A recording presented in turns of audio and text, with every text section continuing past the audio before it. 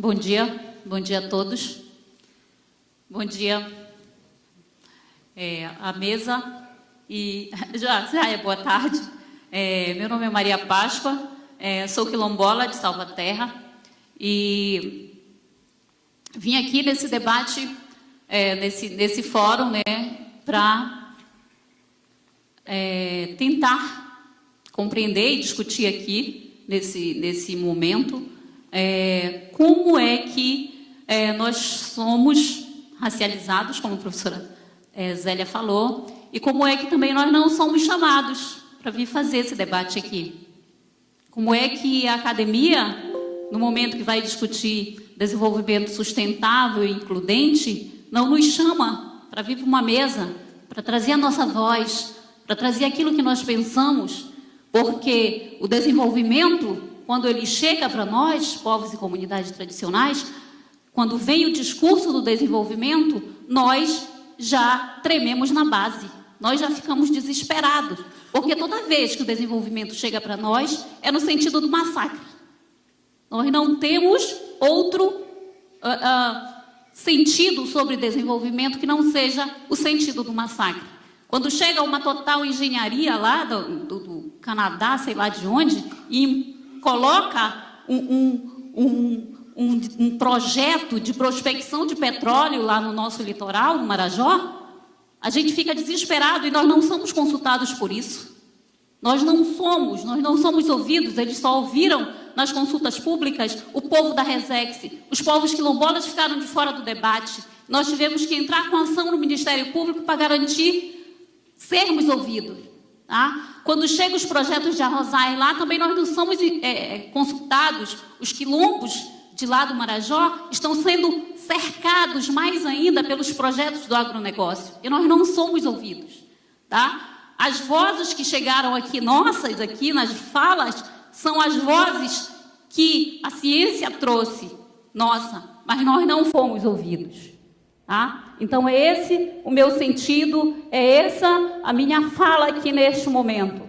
Aqui o que eu entendi é a academia falando para si mesma. Bom, obrigado. Tem mais uma em cima.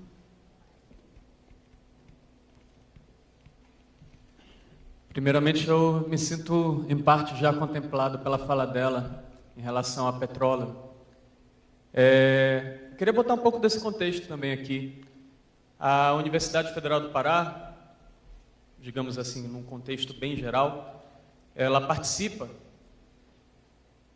dessa forma de empreendimento que é internacional, que chega até aqui, num contexto em que a gente perde a nossa propriedade sobre esse item que é um item de capital, certo? A gente perdeu o pré-sal e agora a gente tem exploração, venda de lotes que já há mais de 10 anos começou a ser licitada, começou a ser vendida, né, nos leilões, e que se não começarem a explorar, eles vão perder e vai abrir para vender de novo os lotes.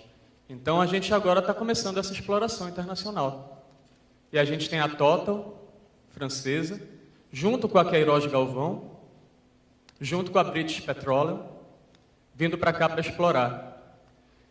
E a gente tem todo esse contexto de comunidades tradicionais na Amazônia que não são consultadas. Não é só a questão da Resex. Tipo, na Resex, o pessoal chegou e fez barulho. Chegou até o Ministério Público. Certo? Aí depois os povos quilombolas, como a companheira ali falou, também chegou e fez barulho. Mas não é só eles. Todos os outros ribeirinhos que estão ali espalhados e que podem um dia sofrer por isso. Ninguém foi consultado. Certo? A gente tem uma deficiência enorme aqui em relação a considerar como se tecem os nossos territórios de pesca. Porque na consultoria que foi feita, que foi paga, certo, para dizer o que eles gostariam que fosse dito, eles colocam que não tem pescador que vai até alto mar, até 200 metros de profundidade para pescar. E a gente tem pescador de corvo, que vai até a barra para pescar, certo? E a gente tem toda uma inter-relação de pescadores do Nordeste, da Guiana, daqui do Pará, do Maranhão, certo? Que pescam nesse território, que vai virar um grande tráfego hidroviário de petróleo daqui a mais um tempo. Se a gente pensar que tem diversos lotes ali. Certo? E a Universidade Federal do Pará compactua com isso, como instituição. A gente tem um convênio com a Total. O campus de Salinas está lá compactuando com isso, tipo, dizendo, vamos bater palma para o progresso, para esse desenvolvimento. Certo? Então, é difícil pensar academicamente como a gente pode realmente construir algo, certo? Se esse colonialismo que a professora Edna fala, ele acontece aqui dentro da própria universidade. Certo? Aí fica aquela coisa, tipo, o pessoal das geociências, o pessoal das engenharias, todo mundo afim desse desenvolvimento, o pessoal das sociais tendo um pensamento diferente, dentro da mesma universidade. Certo? Então, esse colonialismo, essa forma racista de pensar, como a professora Zélia também colocou, ela acontece aqui dentro. Ela está nos pares de vocês. Deixa eu só dar um pequeno pitaco aqui.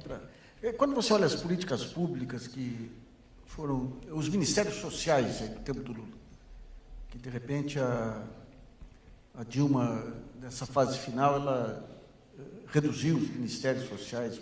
Entrou na conversa da mídia aí que, para reduzir o Estado, você tinha que reduzir o número de ministérios, que é uma imensa bobagem, né? Porque os ministérios que foram criados eram secretarias que mantiveram a mesma estrutura. Mas qual que foi a lógica de ministérios? Quem tem o poder de transformação, que tem os recursos, são os ministérios, é a engenharia, digamos. É o Ministério dos Transportes, Telecomunicações. Os ministérios sociais, eles têm que... E aí eu transporto para a universidade também, as áreas de ciências sociais. Eles têm que trazer os valores e incluir esses valores, tornar esses valores referências para o trabalho que é feito pelas áreas mais poderosas, digamos assim, transporte, telecomunicações. Então, no caso específico do governo, enquanto eram secretarias, você não tinha uma hierarquia, uma estatura para conseguir conversar de igual para igual com os ministérios. Quando virou ministério, ganhou uma influência muito maior. A Dilma traz de volta para a secretaria, em cima desse bordão da mídia aí, que precisava enxugar o governo. A asneira monumental lá, porque o governo ficou do mesmo tamanho. Você só reduziu a importância da área social. Eu acho que na universidade, com o tempo, vão ter que partir para as discussões interdepartamentais, mas cabe, digamos, às ciências sociais, às ciências humanas aí, cada vez mais trazer esses valores, conquistar corações e mentes para que eles passem a ser permanentes dentro dos estudos que são feitos por outras áreas aí. Mas é um desafio de Brasil. A gente está olha, uma das poucas vantagens da crise é uma desconstrução geral em todas as formas de conhecimento, que tem um caos inicial, mas a etapa seguinte é a reconstrução de outras bases, né? E essa questão do protagonismo da pessoa na ponta, ela é essencial. Veja bem, mesmo esse gerencialismo tosco aí que você tem na área pública, você pega esse Artung aí, essa coisa horrorosa lá do Espírito Santo, né?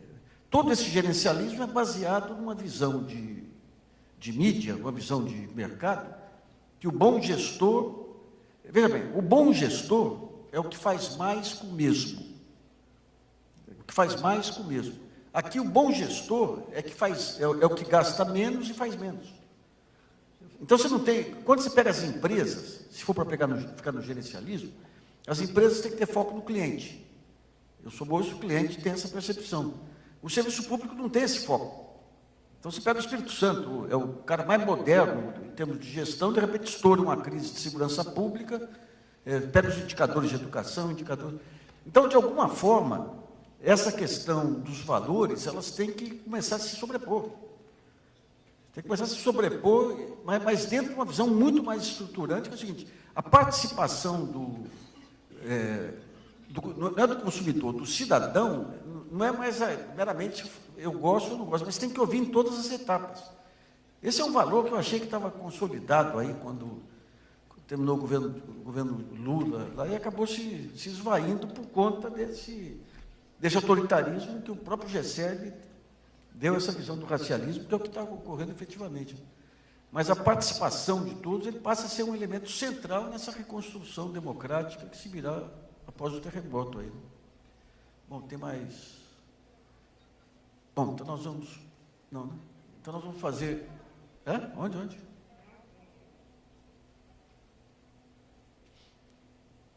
Bom, vamos para a última, então, para a gente...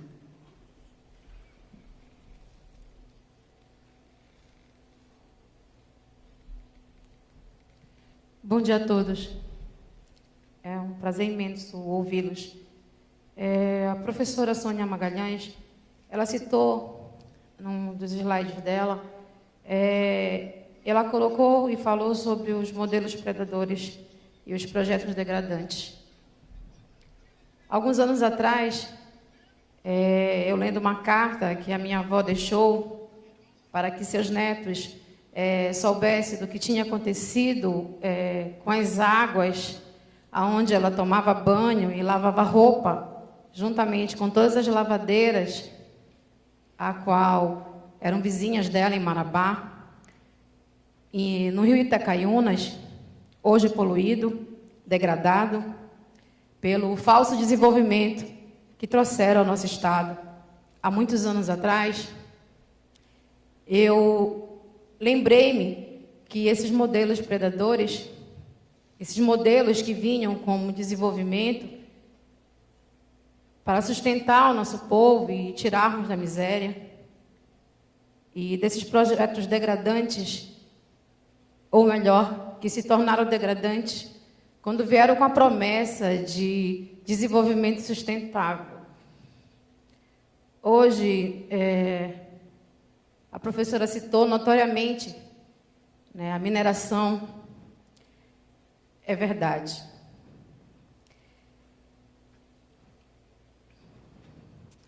Nosso povo sofre por um jogo de interesses ao qual sempre os nossos povos, sempre o nosso povo da Amazônia, ele sai perdendo.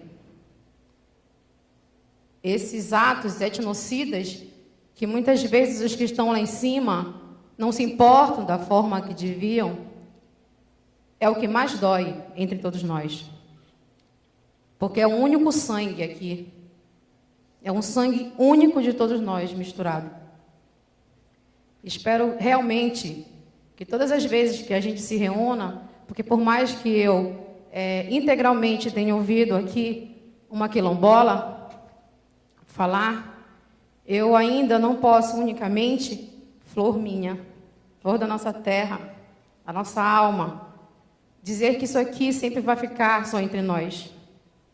Porque a nossa mesa ela está sendo representada também pela professora Zélia de Deus, que representa todos nós, povos da Amazônia. E quando a gente aponta, né, essas falhas principais dessas populações residentes, que são as nossas populações residentes, onde ninguém nos enxerga como deve, ninguém ouve nem a academia, quando a academia, antecipadamente, a ciência, diz a eles o que eles precisam fazer, e mesmo assim eles não nos escutam. Eu espero assim que, profundamente, em algum momento, seja num futuro governo, porque nesse agora, sinceramente, a minha solidariedade ao meu povo indígena, porque eu sou índia, meu sangue é índio, meus ancestrais são índios, os ancestrais da minha avó são índios.